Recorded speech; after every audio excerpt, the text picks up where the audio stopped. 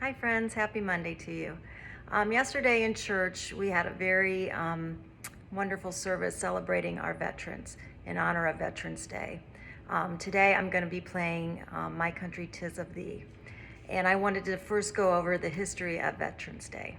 In 1921, an unknown World War I American soldier was buried in Arlington National Cemetery. This site, on a hillside overlooking the Potomac River and the city of Washington, D.C., became the focal point of reverence of American veterans.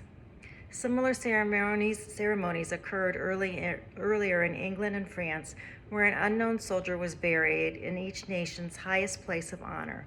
In England, Westminster Abbey; in France, the Arc de Triomphe.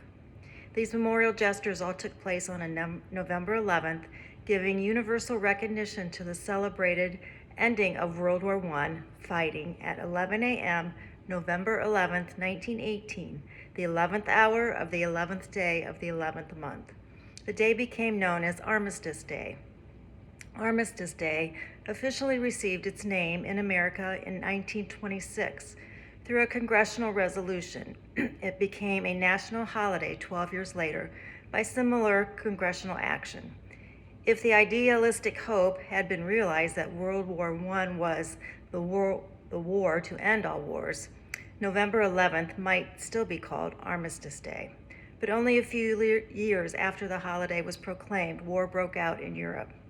16.5 million Americans took part. 407,000 of them died in service, more than 292,000 in battle.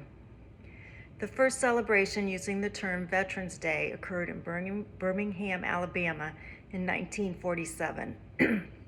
Raymond Weeks, a World War II veteran, organized National Veterans Day, which included a parade and other festivities to honor all veterans.